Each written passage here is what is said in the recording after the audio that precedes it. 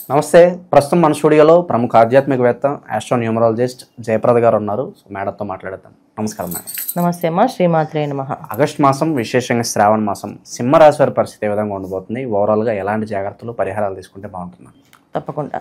సింహరాశి వాళ్ళకి ఈ మాసం కాస్త మిశ్రమ ఫలితాలే, అంత యోగ్యమైన ఫలితాలు లేవు, కొంచెం మిశ్రమ ఫలితాలు. మిశ్రమ ఫలితాలు అంటే ఏంటంటే, ఒక శుక్రుడు ఒక్కడే వీళ్ళకి యోగిస్తున్నాడు, మిగతా బుధుడు, కుజుడు వీళ్ళు ప్రతికూలంగా ఉన్నారు. రవి కూడా ప్రతికూలంగా ఉన్నారు. సింహరాశి అధిపతి అయిన రవి కూడా వీళ్ళకి ప్రతికూలమే. ఎందుకంటే ఎవరికైనా రాశాధిపతి అనుకూలంగా ఉండాలి, కానీ వ్యయ స్థానంలో ఎప్పుడైనా ఈ గ్రహాలు ఉన్నప్పుడు, రవి ఉన్నప్పుడు ఖచ్చితంగా ప్రతికూలాన్ని ఇస్తే తప్ప అనుకూలాన్ని ఇవ్వడం. అది సింహరాశి వాళ్ళకి ఈ మాసంలో. అన్నిటికంటే ముఖ్యం ఏంటంటే, సింహరాశి వాళ్ళకి ద్వితీయ స్థానంలో కుజుడు, కుటుంబ స్థానంలో కుజుడు, ధనస్థానంలో కుజుడు, తర్వాత నేత్రస్థానంలో కుజుడు. అందువల్ల ఏంటంటే శరీరానికి సంబంధించిన కాస్తంత ఇబ్బందులు, శారీరకమైన కష్టము, మానసికమైన కష్టము. మానసికమైన కష్టం అంటే కంటికి సంబంధించిన కొంచెం ఇబ్బంది, కంటిలోంచి నీరు కారడము, కళ్ళు విపరీతంగా ఇబ్బంది పడ్డము, కళ్ళు ఇలాగా కొట్టుకుంటూ ఉండడము, కుడిక నదుతుంది ఎడంక నదుతుంది అంటారు కదా, ఇలా కుడిక నదుతూ ఉండడము, ఎడంక నదుతూ ఉండడము వీళ్ళకి జరుగుతూ ఉంటుంది. సో కంటిలోంచి నీరు ఆటోమేటిక్గా రావడము ఇవి జరుగుతుంటుంది. దానివల్ల భయపడట్లేదు, కాస్త భయాన్ని మాత్రం అవి అంటే ఏ కళ్ళకైనా అవుతుందేమో అనుకుంటాం కదా, ఏమి ఉండదు. కాబట్టి ఈ మాసం అంతా కుజుడు ద్వితీయ స్థానంలో ఉన్నంతసేపు వీళ్ళకి ఆ ఇబ్బంది ఉంటుంది. అందుకే శారీరకమైన కష్టం, మానసికమైన కష్టం ఉంటుంది. అంటే శారీరకమైన కష్టం ఏంటంటే, డబ్బు కోసం ప్రయత్నం చేస్తారు, తొందరగా ఒక అంతానికి వస్తుందా రాదా అని చెప్పేసి. అలాగే ఒక ఉద్యోగం ప్రయత్నంలో పక్కవాడు సెలవు పెట్టి ఆ ఉద్యోగం వీళ్ళ మీద భారం, ఈ పక్క వాళ్ళు సెలవు పెట్టి అది కూడా నువ్వే చేయాలని బాధ, అలా ప్రతి ఒక్క భారాన్ని వీళ్ళ మీద వేసేస్తుంటారు. ఇది ఒక శారీరకమైన కష్టం. అంటే నైట్ అంతా వర్క్ చేసి మళ్ళీ మార్నింగ్ వర్క్ చేయాల్సి వస్తే పరిస్థితిగా ఉంటుంది. అది ఏ రంగంలో పనిచేసినా సరే, సాఫ్ట్వేర్ రంగంలో అయినా పర్లేదు, గవర్నమెంట్ సంస్థలో పనిచేసినా సరే, పక్కవాడు ఉద్యోగం వీళ్ళు చేయాల్సిన పరిస్థితి ఉంటుంది. అది అనుకూలంగా చేస్తున్నామా అంటే అది అనుకూలమైంది కాదు, బలవంతంగా ఒప్పుకునేది అవుతుంది. ఎందుకంటే ఇష్టపడి చేసేది కొన్ని ఉంటాయి, కష్టపడి చేసేది కొన్ని ఉంటాయి. ఈ మాసంలో వీళ్ళు కష్టపడి చేసేవి ఎక్కువ, ఇష్టపడి చేసేది తక్కువ. ఇది ఈ మాసం సింహరాశి వాళ్ళకి. అందుకే సింహరాశి వాళ్ళు ఈ మాసం బాగుంది అనడానికి ఎక్కడ మనకు కనిపిస్తుంది? యోగాలు, రాజయోగాలు అని అనిస్తాను కూడా. కేతు సింహరాశి ఉండడం వల్ల ఎక్కువ విధంగా ఏంటంటే, వీళ్ళకి ఒక విధమైన క్రమశిక్షణ అనేది ఎక్కువగా ఏర్పడుతుంది. మామూలుగానే క్రమశిక్షణ కలిగిన వాళ్ళు వీళ్ళు. ఏ పనైనా ఎక్కువ ఆశ ఉండదు, ఎక్కువ అత్యాశ ఉండదు. అంటే ఆశ ఉంటుంది కానీ అత్యాశ ఉండదు వీళ్ళకి. ఏంటి, ఎక్కువ యావరింగ్స్ ఉండవు. అంటే వాళ్ళు చేసేస్తాను ఎందుకు చేయలేకపోతాను అలాంటి ఆలోచనలు ఉండవు. సరే, వాళ్ళ అదృష్టం వాళ్ళు బాగుంది, నా అదృష్టం ఎంత, నేను ఎంత చేసుకున్నా. కానీ ఈ మాసంలో ఏంటంటే ద్వితీయ స్థానంలో కూర్చుని ఉండడం వల్ల నేను ఎందుకు చేయలేకపోతున్నాను అని చెప్పేసి ఒకటి. కేతు ఉండడం వల్ల కుజకేతువులు ఇద్దరు కళ్ళకి ఏంటంటే ఖచ్చితమైన నిర్ణయం ఉంటుంది. నేను ఇది చేయలేను, నా వల్ల కాదు, నేను ఇది చేస్తాను, ఇది నేను ఖచ్చితంగా చేయగలను అనే ఒక నమ్మకం వీళ్ళకి ఏర్పడుతుంది.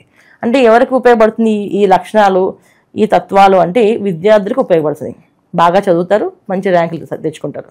అలాగే సొంత వ్యాపారాలు చేసే వాళ్ళకి బాగా అనుభవం కలుగుతుంది.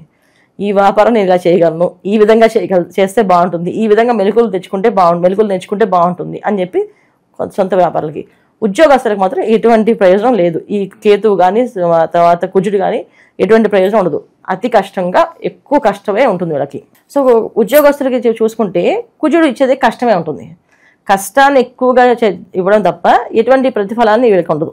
అందుకని ఉద్యోగస్తులకి అంత అనుకూలమే ఉండదు. సో వ్యాపారస్తులకి కాస్త మెలకువలు తెలిస్తే కనుక కాస్త అనుకూలం, విద్యార్థులకి అనుకూలం.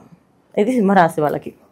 వైవాహిక జీవితం పరిస్థితి ఖచ్చితంగా అంటే ఇప్పుడు ఎవరికైనా సరే ఏ స్థానంలో వాళ్ళ సింహరాశిలో పాపగ్రహాలు ఉన్నా, శుభగ్రహాలు ఉంటే శుభ ఫలితాలు, పాపగ్రహాలు ఉంటే పాప ఫలితాలు వస్తాయి. అయితే రాశిలో కేతు ఉండడం, దానికి ఆపోజిట్ ఎవరున్నారు? రాహు ఉండడం. ఈ రాహు శనేశ్వరుడు వక్రించి శని రాహులు అంటే శనేశ్వరుడు ఇచ్చే ఫలితం కూడా వీళ్ళే ఇస్తారు. కాకపోతే వీళ్ళకి అష్టమ శని నుంచి కాస్త రిలీఫ్ పొందింది అనుకోవడమే తప్ప, ఇక్కడ రాహు ఉన్నాడుగా, అది ఇంకాస్త నిద్ర అవస్థ ఎక్కువగా పెంచుతాడు. అంటే విపరీతంగా నిద్రపోవడము, లేవలేకపోవడము, టైర్డ్ అయిపోతారు. టైట్ అంటే కాదు, అది మామూలుగానే శరీరం అంతా ఏంటంటే పొద్దున్న 6 లేచేవాళ్ళు ఈ మాసం అంతా 8 లేస్తారు. ఎందుకు లేస్తారు? రీజన్ ఉండదు వాళ్ళ దగ్గర. రాత్రి ఎర్లీకి పడుకుంటారు. మళ్ళీ రాత్రి ఎర్లీగా పడుకునే వాళ్ళు రాత్రి ఆలస్యంగా పడుకున్నాం అనుకోండి, లేదు, రాత్రి ఎర్లీగా పడుకుంటారు, పగలు ఎర్లీగా లేవలేరు. ఇది జరుగుతుంది. సో ఎక్కువ బద్ధకాన్ని ఇస్తాడు, బద్ధకంగా ఉంటారు, ఏ పని చేయబుద్ధి కాదు. చేద్దాం ఎవరో వచ్చి గట్టిగా తోస్తే చేద్దాం అని చెప్పి అనే లక్ష్యం ఉంటుంది. అన్నిటికంటే ముఖ్యం ఏంటంటే వీళ్ళకి ఆరోగ్యము, తర్వాత శారీరకమైన కొంచెం కష్టం అంటానా. శరీర కష్టం అంటే బ్యాక్ పెయిన్ సంబంధించిన కానీ, వెన్నుకు సంబంధించిన నొప్పులు కానీ కొంచెం ఎక్కువగా ఉంటుంది. తర్వాత గుండెకి సంబంధించిన కొన్ని పెయిన్స్ కొంతమందికి, హార్ట్ అటాక్ అనే ఫీలింగ్ వస్తుంది. కానీ అది కాదు, అది సంబంధించి గ్యాస్ సంబంధించిన నొప్పులే ఉంటాయి. కాకపోతే ఆ భయం ఎక్కువ అనారోగ్య సమస్య ఉంది అనే ఫీలింగ్ అనేది ఎక్కువ కనిపిస్తుంది వీళ్ళకి. కానీ అనారోగ్య సమస్య ఏమి ఉండదు. కానీ కూర్చున్నంత కాలం వీళ్ళకి అలాగే ఉంటుంది. ఏ మసాలా ఐటెం తిన్నా వీళ్ళకి పడదు. ఈ మాసంలో ఏది కొంచెం ఎక్కువ తిన్నా అది పడదు వీళ్ళకి. తక్కువ ఆహారం తినాలి. ఏదో శ్రావణ మాసం వర్షాకాలం అంటాం. సో ఈ వర్షాకాలంలో ఏం తిన్నా అరగదు కదా. సో వీళ్ళు ఇంకా తక్కువ తినాలి. మామూలుగా 3 పూటలు తినేవాళ్ళు 2 పూటలు తినాలి. 2 పూటలు తినేవాళ్ళు 1 పూట తినాలి. 2వ పూట చేసి లైట్గా ఏదైనా తాగడము అంటే ద్రవ పదార్థాన్ని కొంచెం తీసుకోవడం చేయాలి తప్ప, ద్రవ పదార్థం అంటే ఏదో ఫ్రూట్ జ్యూసో కొబ్బరి బొండమో అలాంటివి తాగాలి తప్ప దాంట్లో కూడా మళ్ళీ వేరే ద్రవ పదార్థాలు కాదు. అంటే గోచార పరంగా ఇప్పుడు ఫలితాలు ఏమన్నా బాగుందంటే బాగుందని చెప్తారు. కానీ కామెంట్స్లో కొంతమంది మేడం మీరు బాగుంది అంటున్నారు, మా జీవితం ఎలాగే ఉంది మేడం, ఎక్కడ తీసింది అక్కడే ఉంది అని అనుకుంటూ ఉంటారు. ఎందుకు ఇలా జరుగుతుంది అంటారు? ఇది జాతకాన్ని ఖచ్చితంగా పరిశీలించగలమా. ఎందుకంటే మన జాతకం అనేది పురుషార్థాలు అంటారు. అంటే ధర్మార్థ కామ మోక్షములు. ధర్మం అర్థం కామం మోక్షం. ఈ ధర్మార్థ కామ మోక్షాల స్థానాల్లో ఏది పడిందో, ఒకవేళ రాశి పడినా ధర్మంలో పడితే వాళ్ళ జీవితం ఒక విధంగా ఉంటుంది, అది కామంలో పడితే అది ఒక రకంగా ఉంటుంది, అర్థంలో పడితే ఒక రకంగా ఉంటుంది, మోక్షంలో పడితే ఒక రకంగా ఉంటుంది. సో వీళ్ళు రాశి ఎక్కడ పడింది, తర్వాత రాశి అంటే చంద్రుడు ఉన్న రాశి, అంటే వీళ్ళు పుట్టినప్పుడు చంద్రుడు ఎక్కడున్నాడో దాన్ని రాశి కింద లెక్కేస్తాం. వీళ్ళు పుట్టిన టైం ఉంటుంది, ఆ టైంని లగ్నం కింద లెక్కేస్తాం. సో లగ్నం ఏమైంది, ఈ లగ్నం ఎక్కడ పడింది, ఈ ధర్మార్థ కామ మోక్షాల్లో పడిందా చూసుకోవాలి. అలాగే కారకత్వాలు చూసుకోవాలి, దశ అంతర్దశలు చూసుకోవాలి. పుట్టినప్పుడు నక్షత్రం వంశోదయ దశ అని ఉంటుంది.